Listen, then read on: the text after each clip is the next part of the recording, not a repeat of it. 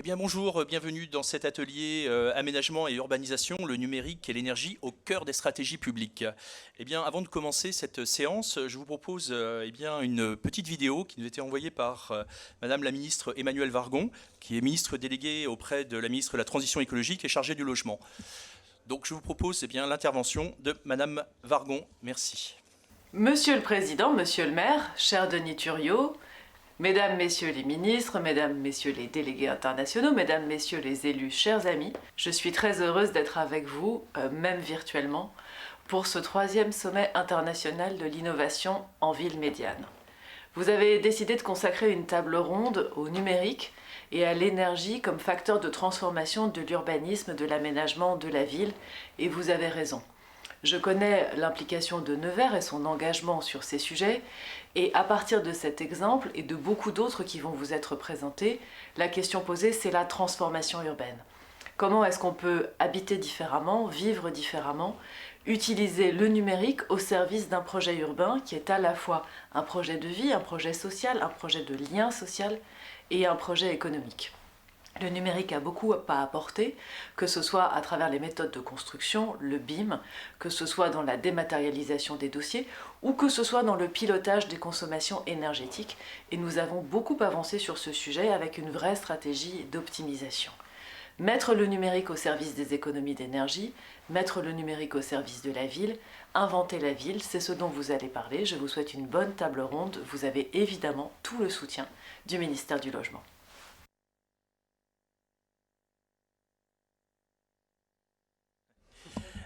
Donc, Madame la Ministre, merci. Eh bien, au nom de la ville de Nevers, de Ville Intelligente Mag et du CIVIM, nous vous remercions de votre intervention.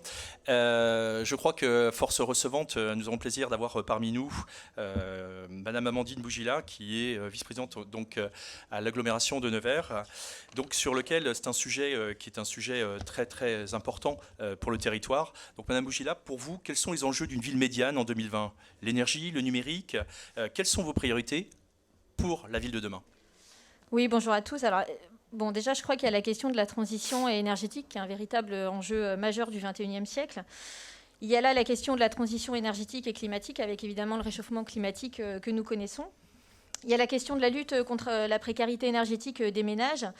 Et donc là, il y a je dirais, deux points qui se dégagent. Tout d'abord, la santé. On sait qu'aujourd'hui, un logement bien isolé, correctement chauffé, c'est aussi évidemment des usages plus sains, des économies aussi en termes de dépenses de santé. Et puis il y a aussi la question du pouvoir d'achat des ménages. Aujourd'hui, l'énergie, c'est un peu moins de 10% du budget des ménages au global.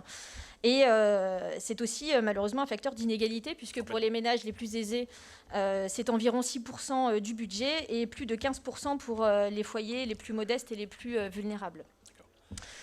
Il y a aussi la question du soutien aux valeurs immobilières et à la création de richesses. On sait aussi qu'un logement économe, c'est aussi un logement qui est un élément d'attractivité des logements et des bâtiments, et donc évidemment de soutien à leurs valeurs. Alors, pour donner quelques exemples très concrets de sujets sur lesquels Nevers Agglomération est engagée, il y a tout d'abord un plan climat air-énergie territorial qui a été voté par Nevers Agglomération et qui décline dans l'ensemble des politiques sectorielles, des objectifs et des actions concrètes des réductions des émissions de CO2. Oui. Nous avons également adopté un PLH, un plan local de l'habitat sur 2020-2025, qui fait de la rénovation et notamment énergétique et de la montée en gamme du parc de logement une priorité. Et donc là, on y voit plusieurs types d'aides. Tout d'abord, des aides financières à la rénovation des logements privés via notre opération DOPA-RU. Une aide financière à l'accession à la propriété avec des travaux pour les logements dits énergivores. Une aide financière à la rénovation des logements HLM avec un objectif bâtiment basse consommation en matière de rénovation. Et puis, il y a aussi une déclinaison dans les politiques d'urbanisme et d'aménagement avec un vaste plan de modernisation du patrimoine bâti. On se trouve aujourd'hui, le CIVIM est organisé dans la Maison des Sports qui a vraiment été totalement revue et corrigée, et la Maison de la Culture aussi qui se trouve juste à côté. Et puis, nous avons également aussi des aménagements intelligents et économes en énergie. Donc, par exemple, voilà, à titre d'exemple, la gestion intelligente de l'éclairage avenue Pierre-Bérégovoy qui se situe pas très très loin. Donc, voilà un petit peu ce que je peux indiquer des sujets qui sont portés par l'agglomération. Mais je crois qu'il y a aussi la question du numérique dans l'aménagement et notamment dans l'habitat qui est certainement un enjeu qui est à mieux appréhender, et notamment par les politiques publiques. Aujourd'hui, le numérique dans l'aménagement, et notamment dans le cadre de l'habitat, il est vrai, est moins bien appréhendé peut-être par nos politiques publiques, qu'elles soient nationales ou locales d'ailleurs. Et pourtant, il y a plusieurs grands enjeux qui peuvent être posés. Le numérique, déjà, c'est un atout pour la transition et la rénovation énergétique, avec par exemple des bâtiments et des logements intelligents, avec une bonne gestion de l'énergie, le suivi des consommations par exemple. Le numérique, c'est aussi un atout pour les logements qui deviennent aussi des supports de nouveaux rythmes de vie. Et on l'a vu pendant la crise sanitaire, le télétravail. Je crois que bon nombre de Français ont dû du coup revoir un petit peu l'organisation du travail. Les entreprises aussi ont dû repenser leur organisation humaine et matérielle. Voilà, ils y étaient contraints. Et donc, on a aujourd'hui des professionnels de l'immobilier qui nous disent qu'il n'est plus inhabituel, par exemple, qu'ils aient des demandes de familles qui sont à la recherche d'un logement, que ce soit un appartement ou une maison, avec éventuellement une pièce en plus pour envisager le bureau, le lieu du télétravail. Parce qu'aujourd'hui, voilà, les mentalités sont certainement aussi un petit peu en train de bouger en France sur ce sujet. Le numérique, c'est aussi un outil au service de la maintenance des parcs de logements et de la qualité de services rendus aux occupants. Aujourd'hui, il existe des outils numériques pour signaler, par exemple, et suivre des problèmes. Ça peut être des pannes d'équipement, ça peut être des problèmes de déchets. Et ces outils permettent aussi d'instaurer un suivi partagé entre la personne qui va signaler en fait le problème, la personne qui va le traiter. Et donc, de mieux savoir où en est la demande et comment les traiter, ça contribue à apaiser en tout cas les relations entre les occupants et les gestionnaires de parcs. Et puis enfin, le numérique, c'est un outil pour le développement des services aux occupants. Je pense par exemple au maintien à domicile. Aujourd'hui, on a des services de téléassistance qui consistent à, je dirais, accompagner les personnes âgées, souvent qui sont isolées, qui pourraient par exemple chuter et par la pression d'un simple petit bouton sur un collier de téléassistance ou sur un bracelet, du coup, ça peut secourir quelqu'un, ça peut venir en aide à une personne. Et enfin, le numérique, c'est un des composants de l'image d'un territoire et d'un parc, parce que tout comme la performance énergétique d'un logement s'impose petit à petit comme un des éléments de lecture et d'appréciation au niveau d'un parc de logement, la valeur numérique d'un bâtiment participera aussi, je pense demain aussi, à l'image et à l'attractivité des logements, tout comme la valeur numérique d'un territoire d'ailleurs. Complètement. Alors, on le voit bien, donc on parle beaucoup d'habitat hybride avec ce confinement qui s'est opéré. On a vu aujourd'hui beaucoup d'experts en matière d'aménagement du territoire et de l'habitat de facto. Pour réussir ce challenge pour la ville de Nevers, l'agglomération de Nevers, concrètement, de quoi avez-vous besoin aujourd'hui sur ce territoire ? Alors, je crois qu'il y a un besoin d'accompagnement et d'intelligence collective à développer. Aujourd'hui, les acteurs territoriaux, mais que ce soit les collectivités ou les bailleurs, ont certainement besoin encore d'accompagnement et de méthodes en fait, pour construire de réels projets intégrés et pour mieux appréhender encore le champ du numérique dans le secteur résidentiel en particulier. Il y a la question d'échelle aussi dans les villes médianes. Aujourd'hui, on a besoin d'ingénierie, on a besoin d'expertise. Et ça, très clairement, c'est aussi pour mieux appréhender les enjeux. Et les villes médianes, comme les acteurs, aujourd'hui, je pense, ont un challenge à relever, c'est celui de jouer collectif, de mutualiser justement les énergies et les volontés et de partager justement ce besoin d'expertise et d'ingénierie pour construire des intelligences collectives. Par exemple, nous, on a des bailleurs qui sont intéressés aujourd'hui par le sujet du numérique, très clairement, mais qui ne savent pas par quel bout prendre le sujet. Donc je crois qu'il y a un véritable besoin d'accompagnement, en tout cas, là-dessus. Et puis, enfin, je crois qu'il y a la question... Alors, l'énergie ou le numérique, je crois que ce n'est pas forcément... c'est quelque chose de tout à fait compatible.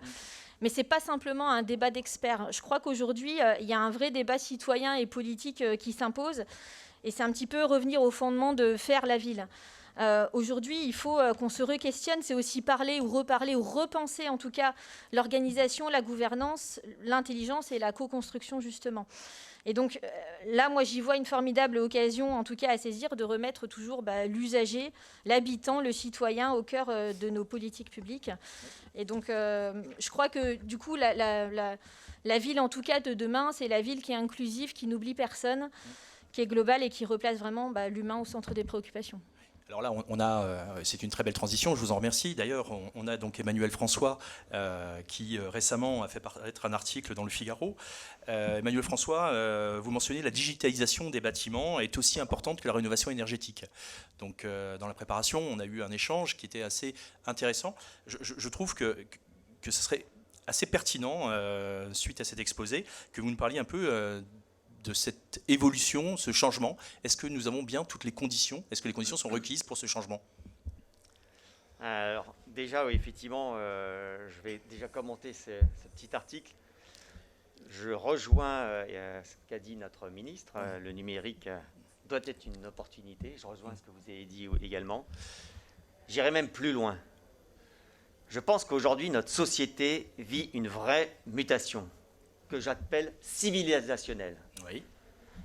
Il faut bien qu'on ait ça en tête. C'est des ruptures de civilisation. On ne travaille plus comme avant.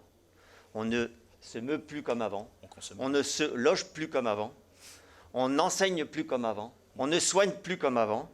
Bref, toutes les activités humaines sont en train de changer. Et bien entendu, ces activités humaines, où est-ce qu'on les exerce? C'est souvent dans des bâtiments.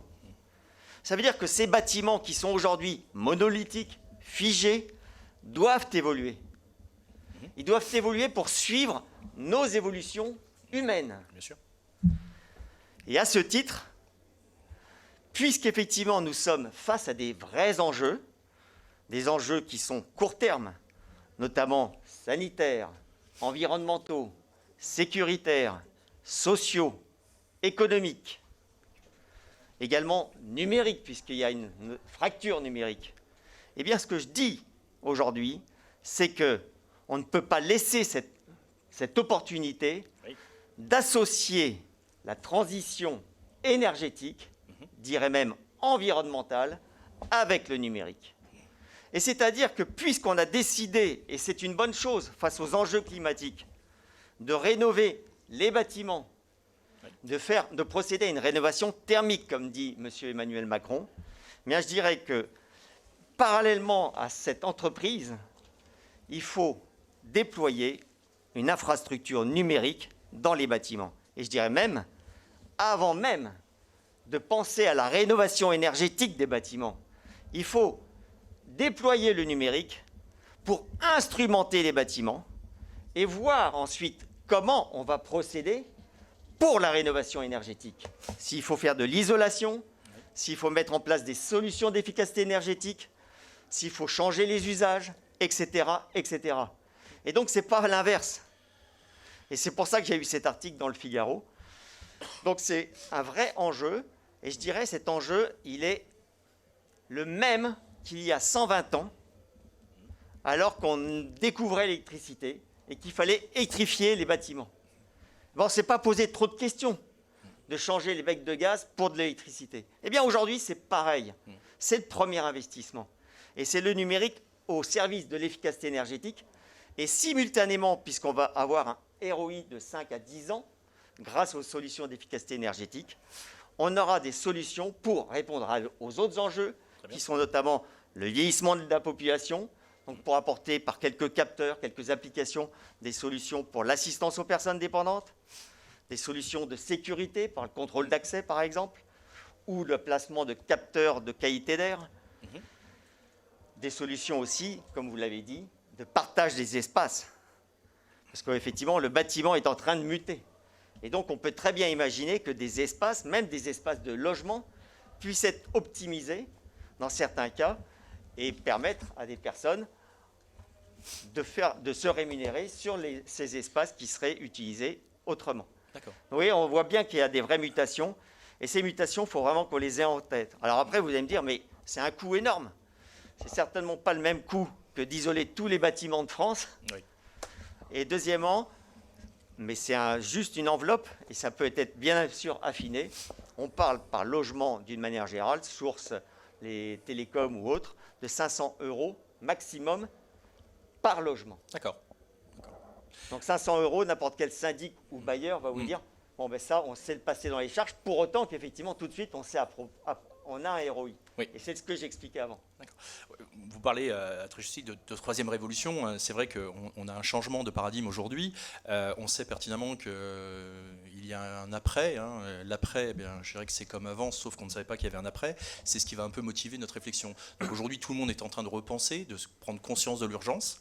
Donc vous, quand vous parlez de troisième révolution urbaine, consécutive donc à la transition numérique, comment la rénovation des logements peut-être s'inscrire dans cette grande mutation que vous décrivez. Au niveau de la Smart Business Alliance, vous décrivez très très clairement cette mutation, mais comment vous la voyez en pratique pour les opérateurs? Alors en pratique, c'est sûr que c'est pour ça que je pense que la première priorité, c'est d'apporter ce numérique dans les bâtiments et dans la ville, bien entendu.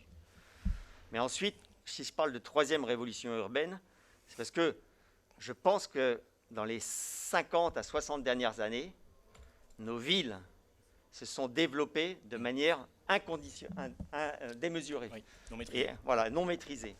Avec des ghettos où on travaille, des ghettos où on vit, des ghettos où on commerce. C'est plus viable, c'est pas rentable, c'est pas durable. Et donc c'est vrai qu'il faut repenser ça. C'est comme vous l'avez dit. Et ça passe forcément par les logements. Et ce qu'il faut, c'est d'avoir en tête, c'est que nous sommes des êtres sociaux, on a besoin de contact, de proximité. À l'heure où effectivement on est sur le numérique et on est dans un monde virtuel, il faut aussi du contact, une vie de société. Il faut recréer ces conditions de vie en société. Ça passe notamment par les logements et par les quartiers. Et donc connecter les bâtiments, connecter les logements, rénover les logements, les intégrer dans cette démarche va permettre de reconstituer un quartier qui sera beaucoup plus équilibré, avec une grande partie des activités et des services à l'échelle du quartier. Quand je dis ça, c'est quoi? C'est des espaces où on peut travailler, des espaces où on peut recevoir des colis, c'est des espaces où on va pouvoir réceptionner. L'habitat C'est donc hybride. des pièces partagées, des pièces privatives. C'est du commerce. C'est également repenser les infrastructures, repenser les fonctions régaliennes, telles que l'eau, l'énergie, les déchets. On va vers des modèles hybrides, des bâtiments hybrides, Oui.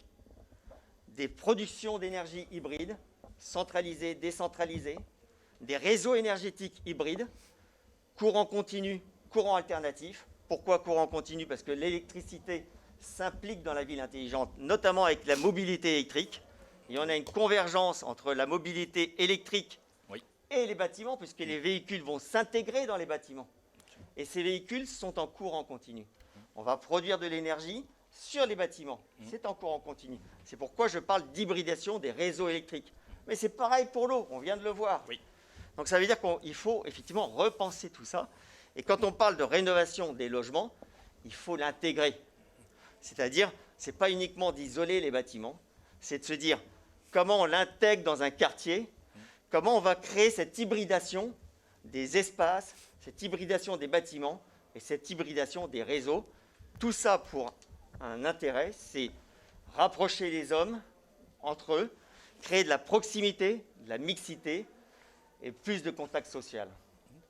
Merci beaucoup. Je crois que là aussi, on a le plaisir d'accueillir Pierre Frick dans cette table, donc l'Union sociale de l'habitat. Donc, on va dire une relation historique avec l'habitat, donc qui a suivi beaucoup d'évolutions. Donc, je pense qu'il va être très attentif à votre troisième résolution. L'habitat, donc c'est-à-dire les habitants, hein, comme les bâtiments, puisqu'on parle bien là de l'ensemble, sont des acteurs urbains. Donc aujourd'hui, consommateurs de services, consommateurs d'énergie, on vient de le voir, consommateurs de l'habitat.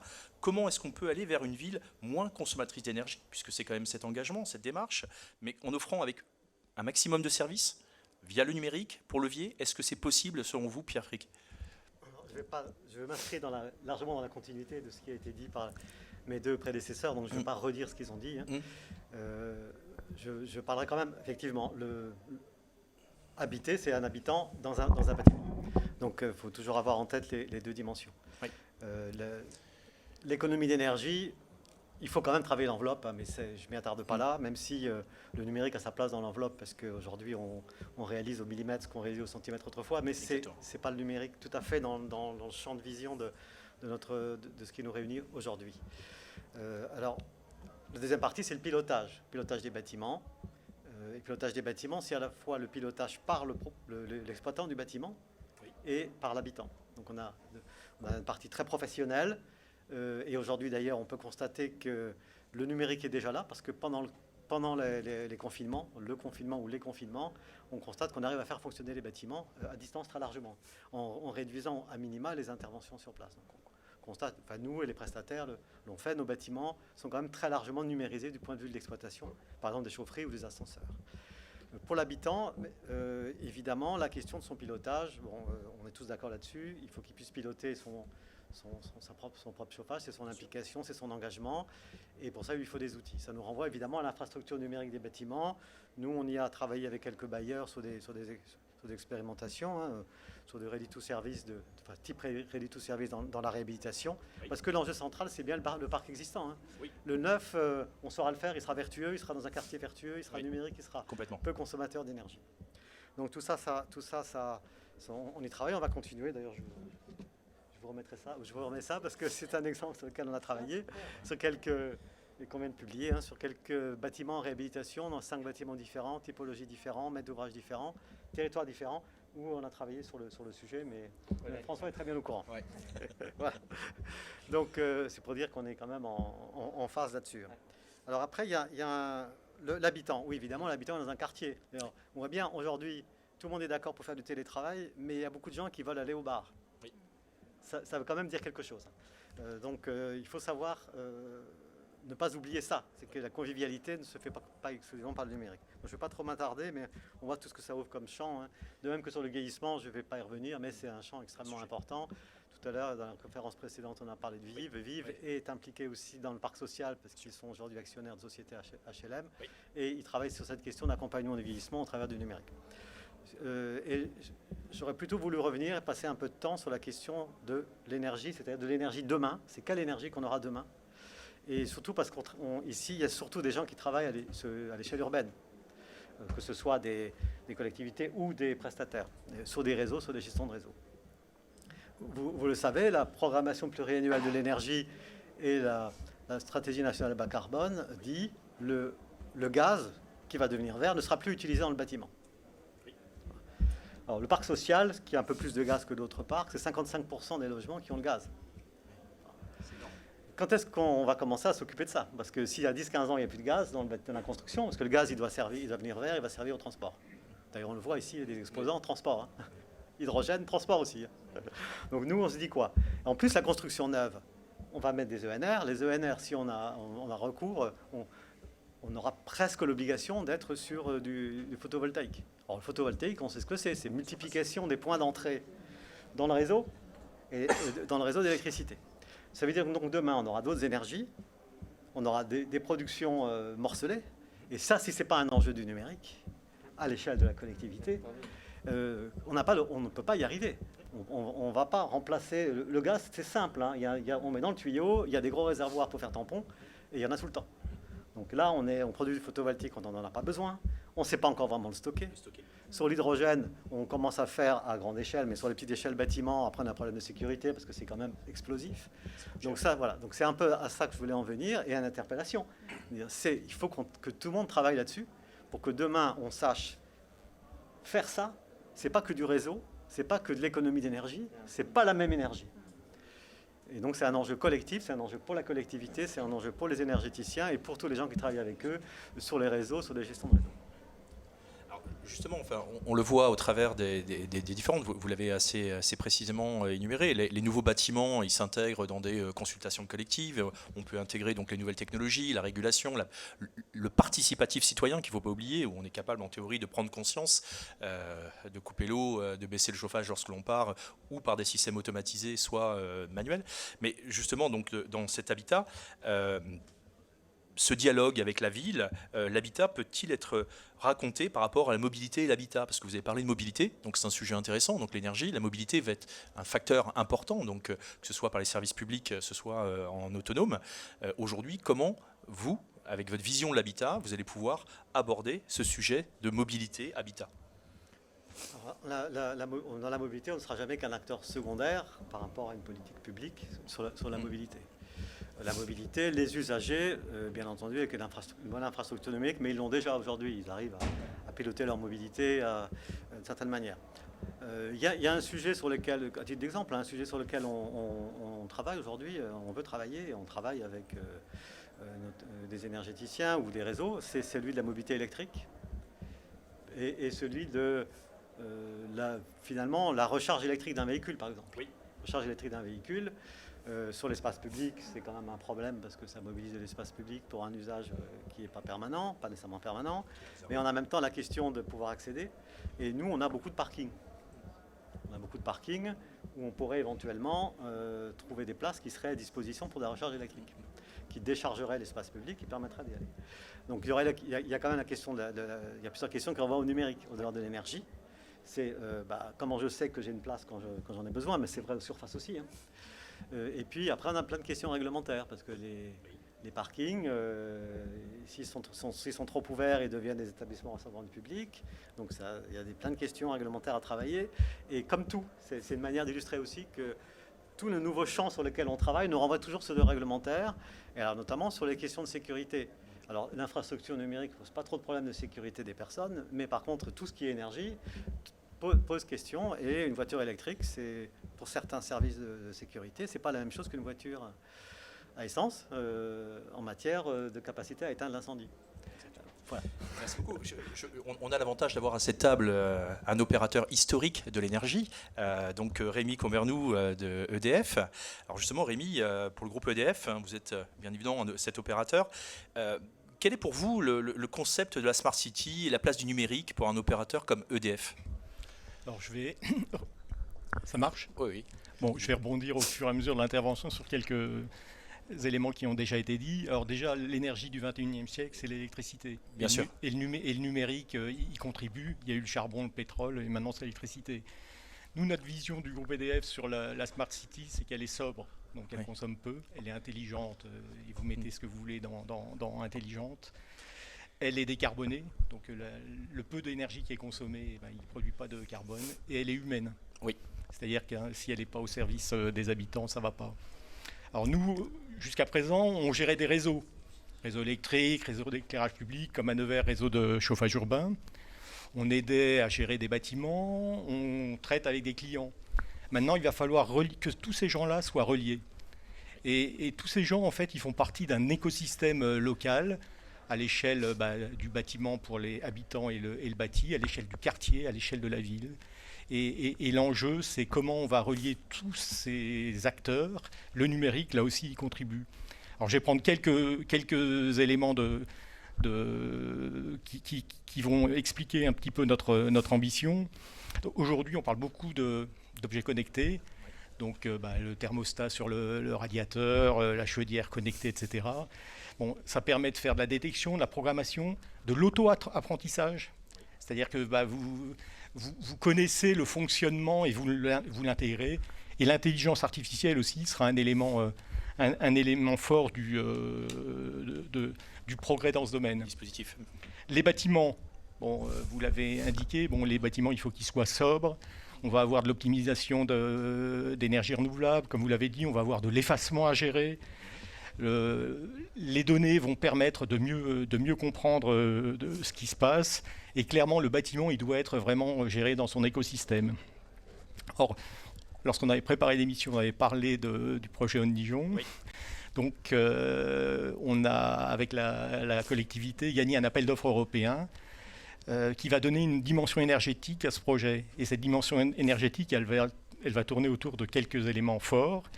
Mise en place de 3 managements de l'énergie. Oui. Au niveau du bâtiment, du quartier, de la ville. Outils de management prévisionnel. C'est quoi ma ville à l'horizon 2050 ? Oui. Et comment j'intègre toutes les données qui vont arriver aujourd'hui ? Alors des données qui sont en temps différé, mais vous allez pouvoir aussi intégrer tout un tas de données en temps réel. Des indicateurs d'îlots de chaleur, des capteurs de CO2. Et ça va vous permettre de mieux concevoir votre ville en sachant où sont les faiblesses, oui. Où sont les manques par rapport aux résultats attendus. Ne pas oublier l'humain. Et clairement, toutes ces choses, si elles ne sont pas faites avec les habitants, les citoyens, elles ne marcheront pas. Donc là, le volet humain est vraiment extrêmement important. Alors, bien sûr, on voit l'habitat et l'importance de la gestion de l'énergie. On voit cette rénovation qui s'opère sur les territoires. On voit en effet le développement des véhicules électriques et de proximité, puisqu'on parle bien aujourd'hui non pas d'infrastructures qui sont propulsées par l'électricité, mais on parle bien de véhicules de plus en plus autonomes en théorie et sur lesquels on a des besoins de points de rechargement, ce qui est toujours un peu compliqué de remonter que sa batterie dans la maison. Donc la mobilité qui est une brique forte de l'urbanisme et de l'habitat, quel est le numérique, quelle est la place du numérique dans cette nouvelle énergie? Alors, je vais vous donner quelques exemples. Oui, on ne pouvait pas ne pas parler de mobilité en général, mobilité électrique en particulier. La mobilité dans une collectivité, aujourd'hui, c'est source de quoi? De pollution, d'inconfort et de pertes économiques colossales quand vous êtes dans les embouteillages. Alors, en quoi le numérique peut apporter quelque chose? Moi, je vais vous citer quelques exemples. Vous citiez les parkings des organismes HLM. L'an dernier, il y avait une start-up Zenpark qui était là et qui fait en fait de la location de places de parking dans des opérateurs publics ou privés qui sont disponibles. Et après, le numérique apporte effectivement toute l'intelligence pour savoir s'il y a une place, pour pouvoir facturer, etc.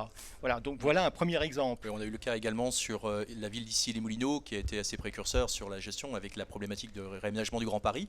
Mais c'est vrai qu'aujourd'hui, on commence à avoir donc de l'implication citoyenne. On arrive sur le civic tech, l'implication du consommateur. Alors la mobilité aussi, un des concepts, c'est qu'elle sera de plus en plus partagée. Oui. C'est-à-dire que c'est l'autopartage. Quand je dis partager, c'est les transports en commun. Donc là aussi, il y a des outils qui permettent demain de prendre beaucoup plus facilement les transports en commun parce que vous savez quand est-ce que le bus arrive, vous savez qu'il y a pas ça, il n'est pas bondé et vous y rentrez en toute sécurité. Et puis dernier point, mais vous l'avez soulevé, il y a un véritable enjeu de savoir pour les véhicules électriques quelle va être aussi leur fonction au-delà du déplacement. C'est une formidable capacité de stockage. Et donc là, on y travaille pour inventer demain, avec les solutions qui vont bien, pour que cette capacité de stockage, elle soit au service entre guillemets, de l'équilibre du réseau. Oui. Et par contre, l'enjeu, c'est de lui trouver une valeur économique. Voilà, donc c'est ça, c'est l'un des sujets. Et dernier point, puisque vous parliez de bornes de recharge, d'infrastructures de recharge, c'est un véritable enjeu, c'est la poule et l'œuf. Voilà, il faut y aller. Moi, si j'avais 2-3 messages, mettez des bornes de recharge dans vos entreprises. Les 2 lieux où on charge, c'est à la maison et dans les entreprises. Voilà, et dans les entreprises, c'est quand même pas... Il y a toujours un parking, c'est facile. Et il y a un véritable enjeu sur l'habitat collectif. Bon, mais on va y arriver. Et la solution, ce n'est pas que des bornes de recharge sur l'espace public. Numérique et énergie, on en a parlé beaucoup, mais on a parlé aussi beaucoup d'argent, puisqu'il y a forcément un impact économique. Alors nous avons le plaisir d'avoir le grand argentier de l'État, de la Banque des Territoires, donc Jeanne Carré-Deboc. Oui, Jeanne. Donc c'est assez intéressant aujourd'hui de comprendre un peu la position de la Banque des Territoires qui est le partenaire des territoires comme son nom l'indique. Donc aujourd'hui la Banque des Territoires s'investit beaucoup dans la compréhension des territoires, qu'ils soient donc de villes médianes ou de grandes villes, et notamment apporter une étude sur le jumeau numérique. On va expliquer un petit peu, et alors moi qui suis angevin, on parle beaucoup de jumeau numérique à Angers en ce moment, mais alors Jeanne, la Banque des Territoires, le programme Smart City, pourquoi une étude sur le jumeau numérique ? Alors bonjour à tous. La Banque des Territoires, elle accompagne les territoires dans leur transition numérique. Et notre vision, c'est vraiment mettre l'innovation, le numérique, au service des politiques publiques, au service des projets des collectivités locales et de toutes les collectivités locales. Vous parliez, madame, tout à l'heure de besoin d'accompagnement en ingénierie. Donc nous, c'est ce qu'on fait aujourd'hui. On s'implique notamment dans les programmes nationaux, Action Cœur de Ville, programme dans lequel on mobilise en fait 50 millions d'euros de crédits d'ingénierie pour le volet innovation, pour 222 villes moyennes. C'est vraiment pour accompagner les villes à l'innovation, et on va également travailler sur un volet innovation dans le programme Petites Villes de demain, qui est dédié plutôt aux territoires ruraux. Et puis une autre façon d'intervenir, on investit dans des startups, dans des projets pour proposer des solutions un peu clés en main innovantes aux collectivités. Alors le jumeau numérique, en fait, ce qu'on fait aussi pour accompagner les territoires, c'est qu'on défriche des sujets. Il y a certains sujets qu'on va défricher en amont, avant même d'avoir une demande, pour un peu comprendre le sujet. Et ce qu'on voit, c'est qu'il y a un sujet qui revient régulièrement dans les discussions de collectivités, d'agences d'urbanisme, c'est le jumeau numérique. Et nous, clairement, on s'est demandé, mais le jumeau numérique, quel est le potentiel ? Est-ce que c'est applicable uniquement aux métropoles, ou est-ce qu'aussi les villes moyennes peuvent y aller ? Et puis, qu'est-ce que c'est? Et je ne vous cache pas que j'ai mis un peu de temps à comprendre ce que c'était que le jumeau numérique. Parce qu'en fait, tout se recouvre. Donc, on a fait une étude. Mais alors, malheureusement, l'étude n'est pas finie. Donc, on la publiera en début d'année 2021. Mais du coup, je ne pourrai pas vous donner vraiment les conclusions. Est-ce qu'il faut y aller? Est-ce qu'il ne faut pas y aller aujourd'hui? N'attendez pas ça de mon intervention. Tant pis pour Angers, on vient d'y passer. En revanche, ce que je peux dire aujourd'hui, c'est qu'est-ce que c'est? Donc, nous, on considère que le jumeau numérique, je lis un peu mes notes, parce que c'est une représentation virtuelle de la ville, fiable, qui intègre des données locales ou importées, des données en temps réel ou statiques, des données publiques et privées, qui permet de visualiser toute ou partie de la ville, et puis qui va être utile pour la concertation avec les habitants, la concertation entre les acteurs qui produisent la ville, l'aide à la décision, la conception, la construction, l'exploitation, la maintenance. Donc, un jumeau numérique, comme ça, ça paraît hyper complet. Et on fait le lien là avec le bâtiment, comment le bâtiment s'insère dans son quartier, tous les sujets dont on a parlé lors de cette table ronde. À la différence du BIM et du SIG, ce qu'on voit, c'est que le jumeau numérique permet d'intégrer des données en temps réel dans le pilotage. Il permet de modéliser, il permet de simuler des projets. Et il permet en fait aussi la gestion du cycle de vie des actifs. Typiquement, on peut calculer le bilan carbone via le jumeau numérique dès la construction des bâtiments jusqu'à l'exploitation du quartier et là derrière obtenir une certification. Le jumeau numérique offre aussi un support commun qui favorise la coopération entre les acteurs, architectes, maintenance, citoyens, élus. Bref, il y a beaucoup de promesses. On voit que ça peut être hyper complet. Et il y a deux grands axes d'application qui se dégagent. Donc, je vous ai donné un peu d'exemples, parce que moi, je manquais de cas d'usage, en fait, sur le jumeau numérique. Ce qu'on voit, c'est en matière de planification, donc en deux grands axes d'application, l'urbanisme et l'exploitation-maintenance. En matière d'urbanisme, la planification urbaine, il y a une dizaine de villes, Singapour, Rennes, Boston, Rotterdam, qui l'utilisent comme un outil pour faire collaborer différents intervenants sur les projets de planification urbaine. Donc là, le cas d'usage est assez trouvé. Ensuite, la plateforme peut être accessible à tous. Les sujets de simulation. Donc là, on le voit beaucoup, utilisé pour simuler des phénomènes naturels classiques, vent, mais aussi pour simuler des phénomènes, des risques, pour la gestion des risques, inondations, explosions. Aussi simuler des projets d'aménagement. Donc si j'ai tant d'habitants qui arrivent sur le quartier, combien d'écoles je vais devoir construire, combien de classes je vais devoir ouvrir sur le trafic, etc. Concertation avec les habitants. Rennes l'utilise aujourd'hui. Donc en France, Rennes expérimente aujourd'hui un jumeau numérique et l'utilise dans la concertation avec les citoyens. Genève, eux, mettent en place, ils lancent en ce moment, en fait, avec leur jumeau numérique, l'instruction des permis de construire, puisque le jumeau numérique permet d'aller vérifier si le permis de construire demandé répond bien aux règles d'urbanisme. Enfin, l'exploitation-maintenance, donc là, c'est suivre les interventions sur les réseaux, l'impact de phénomènes par la remontée d'infos, et puis le trafic, la mobilité, et le véhicule autonome. Singapour dit qu'il n'y aura pas de véhicule autonome sans jumeau numérique. Ce qui est un peu vrai. Alors, on le voit aussi sur des territoires, je vais resituer, par exemple dans le cadre de l'ANRU, de l'Agence nationale de rénovation urbaine, je ne sais plus avec qui, en préparation, on avait abordé le sujet, où aujourd'hui, on voit sur la ville de Pau, le jumeau numérique a été déployé il y a quelques années, donc Thierry Courset, qui était le DSI, a surtout utilisé cet outil-là à la fois comme outil de démonstration, de prospective, mais aussi comme un outil d'intégration pour les différents silos que compose une collectivité, pour pouvoir aussi habituer cette pédagogie à travailler tous ensemble, entre l'éclairage public, entre la voirie, entre les espaces verts. C'est aussi un outil de simulation et de partage. Donc là, il faut vraiment le voir un peu, puisque dans le cas de l'ANRU, c'était le quartier Saragosse qui est en rénovation sur Pau.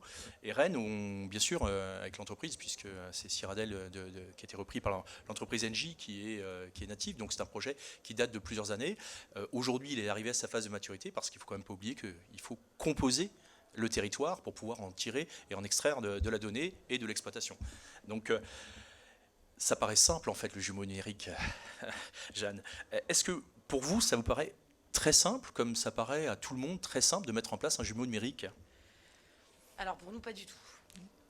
Il y a beaucoup de freins encore. Alors, il y a les freins, collecte de données.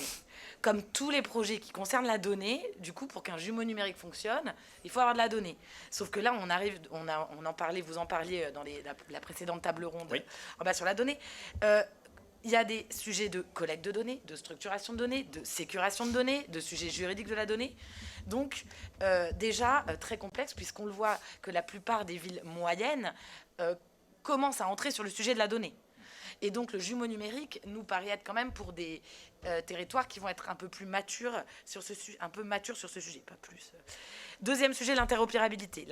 Puisqu'on voit que le jumeau numérique est un sujet de partage, du coup, l'interopérabilité entre les différentes briques est très importante.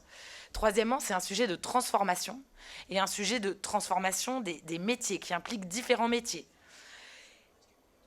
Il y a un sujet d'efforts financiers, en fait. Il y a un sujet de coût aujourd'hui du jumeau numérique qui peut être un coût qui peut être important. Donc aujourd'hui, il faudra trouver des jumeaux numériques qui peuvent avoir un coût acceptable. Et on a un sujet de ROI. Aujourd'hui, le ROI n'est pas forcément prouvé. On voit que les projets de jumeaux numériques aujourd'hui ne sont jamais exhaustifs, sauf à Singapour, que les collectivités commencent petit à petit par certains cas d'usage. Et ce qu'on voit, c'est que la tendance est vraiment d'y aller en fonction de ses besoins, en fait, petit à petit. Aujourd'hui, ce qu'on pense, c'est que les métropoles vont y aller. Même si aujourd'hui on est encore en recherche de cas d'usage et de ROI, les métropoles vont y aller. Et pour les plus petites collectivités locales, on se pose la question. On se pose la question de la mutualisation aussi. Est-ce que ça peut être possible ? En Grande-Bretagne, ils ont mis en place en fait une démarche nationale jumeau numérique proposant un cadre aux plus petites collectivités locales. Donc ce qu'on voit sur ce sujet, c'est qu'on en parle depuis longtemps, mais que c'est un sujet qui est encore à ses débuts. Et ce qu'on voit aussi, c'est que c'est un sujet qui, comme on l'a dit dans toute cette table ronde, qui concerne le numérique, mais également beaucoup l'humain, à la fois citoyen, à la fois transformation des métiers. Et je m'arrête là. Je vous remercie. Justement, il nous reste 2 minutes et je voyais Emmanuel sourciller et je pense qu'il avait besoin de réagir sur certains propos. Non, ben c'est clair qu'on voit bien que le numérique, le numérique est juste incontournable. Et donc, ça impacte tous les acteurs de la chaîne de valeur. C'est ça qui est important. C'est qu'en fait, c'est ça le vrai changement. C'est qu'en fait, tous les acteurs se retrouvent liés. Et du coup, effectivement, ça demande de tout revoir, y compris le cadre juridique, y compris les réglementations. Mais avant tout, ce qu'il faut, c'est que nous, citoyens, nous ayons confiance et que les investisseurs aient confiance. S'il n'y a pas de confiance, il ne se passera rien. Et c'est pour ça qu'on a créé la SBA il y a 8 ans, pour accompagner tous ces acteurs et être à l'origine de cadres de référence qui accompagnent ces transitions. À commenter, c'est par Ready to Service, qui est un cadre de confiance numérique pour les bâtiments, pour la connectivité et la collecte des données, lequel cadre de référence, effectivement, a été cité par l'USH. Pour la maquette numérique, c'est BIM for Value qui a été lancé il y a un an, qui a été représenté hier à BIM World. Oui. Et là, c'est pareil, c'est pour tous les bâtiments. Alors aujourd'hui, je parle des bâtiments avec Ready to Service, mais bien sûr, on est en train de travailler sur la translation de ces cadres de référence à l'échelle du quartier, pour que demain, un quartier soit R2S, Ready to Service. Et là, c'est simplement R2S, c'est la définition de ce réseau numérique.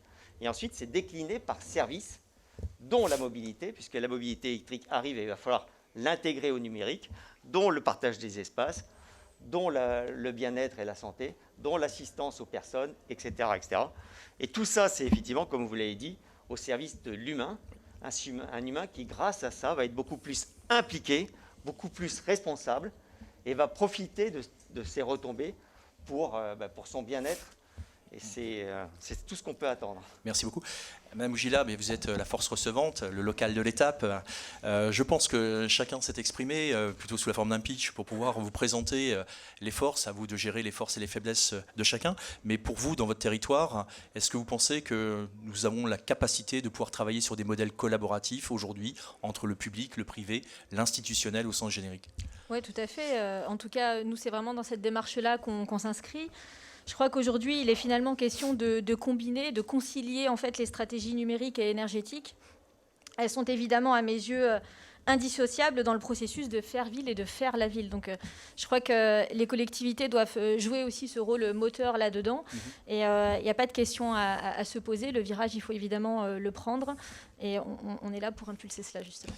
Madame Bougela, merci beaucoup. Je suis ravi aussi de reprendre un petit message. Je crois que nous avons fait une table tout à l'heure en digital. C'est très agréable de vous avoir tous en présentiel. Merci beaucoup, malgré les sanitaires, et merci à Monsieur le Président maire. Merci beaucoup de cet échange. Je pense qu'on peut applaudir nos invités. Merci. Merci.